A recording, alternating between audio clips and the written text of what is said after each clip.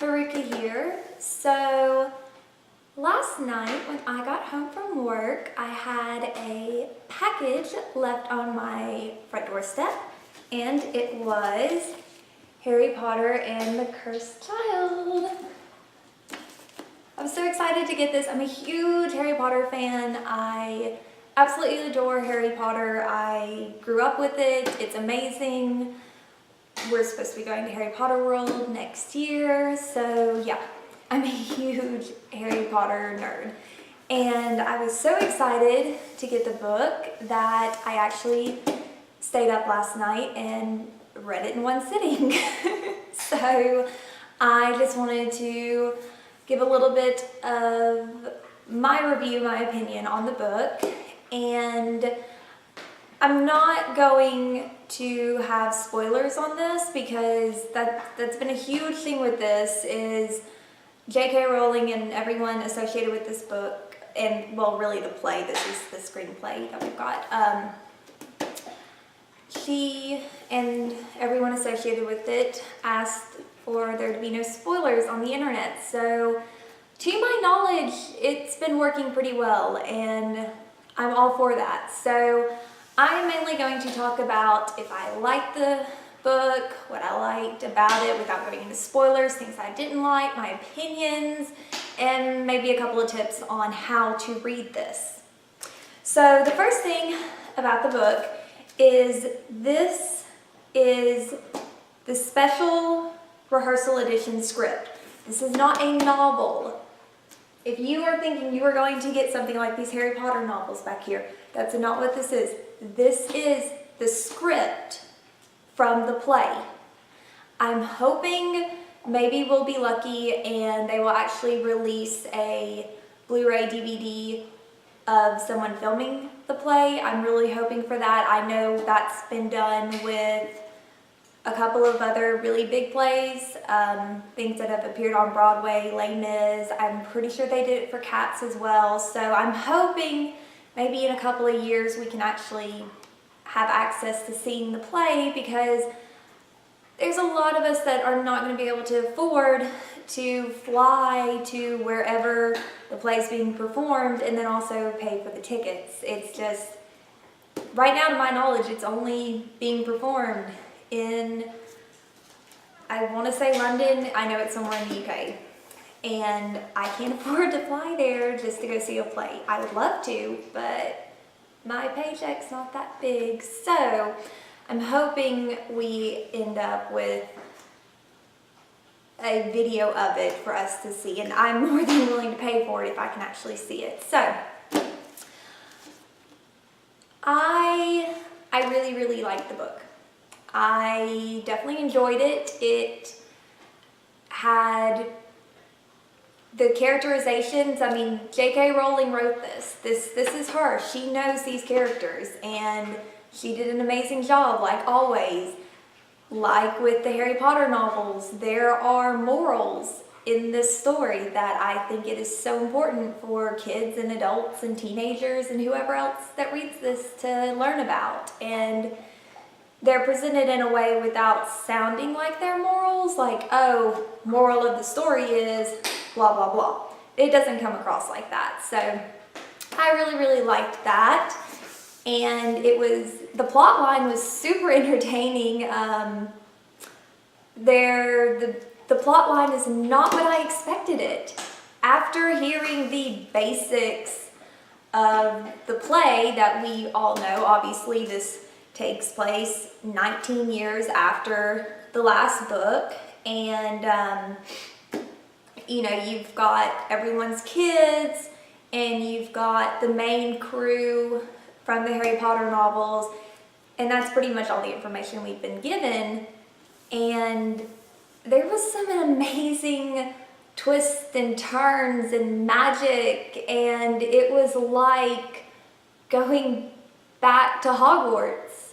I remember getting, you know, the second, third, fourth Harry Potter novels and waiting until Amazon delivered them to my doorstep when they were released, and I would stay up all night and read it, and it was like coming home. It was great. I absolutely loved it.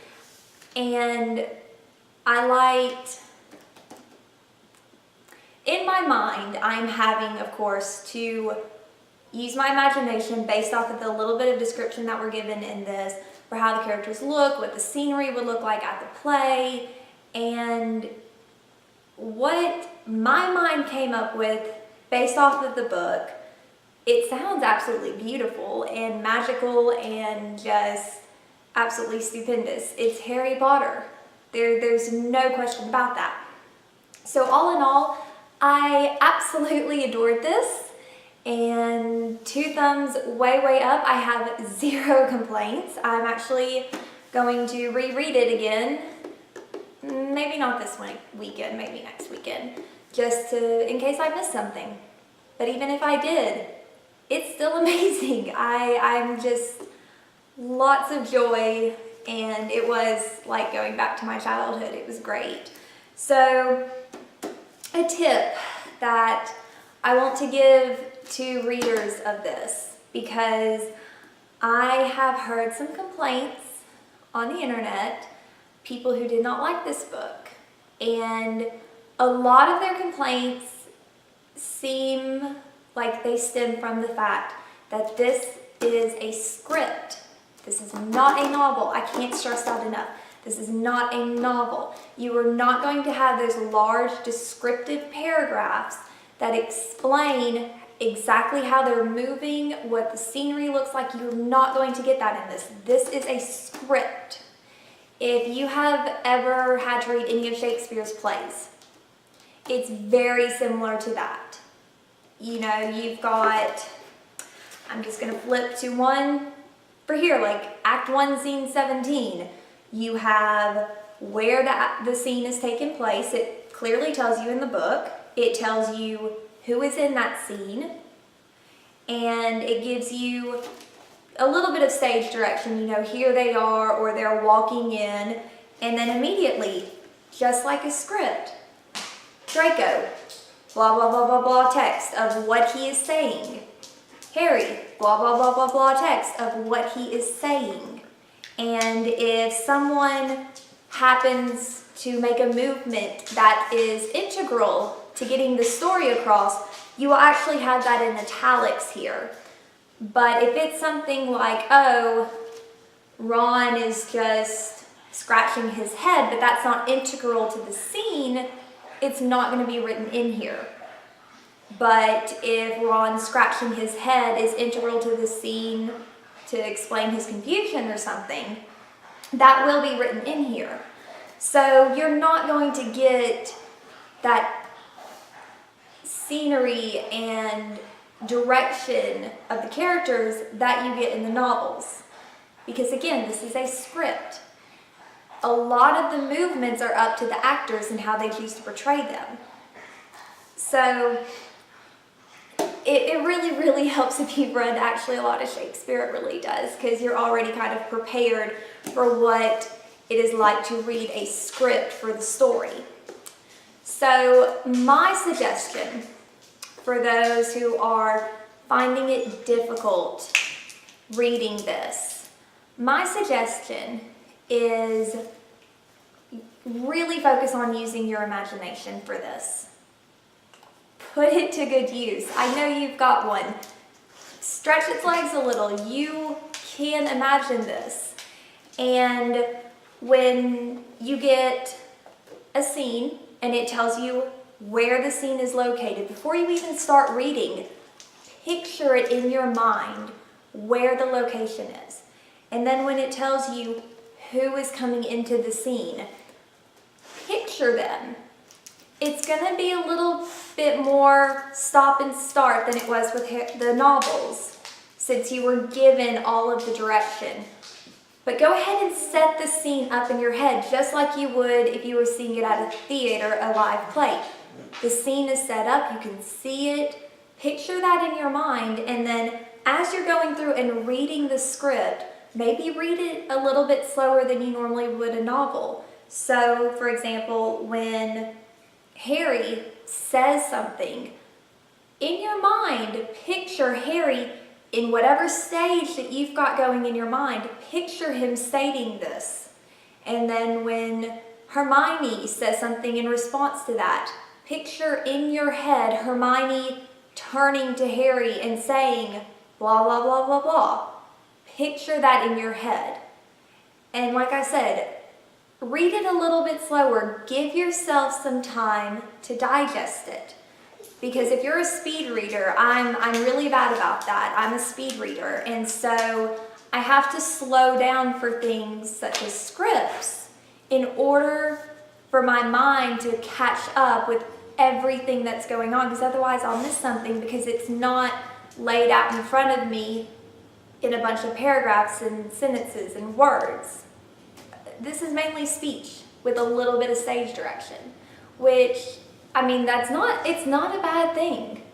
It's really, really not. And I think that everyone can enjoy this. You know, it may take you 2 reads to get used to this type of book if you've never had to read a script play before. But I really, really think you can. And I think you'll enjoy it because it allows your mind to create the story. And it's something I really think you'll enjoy.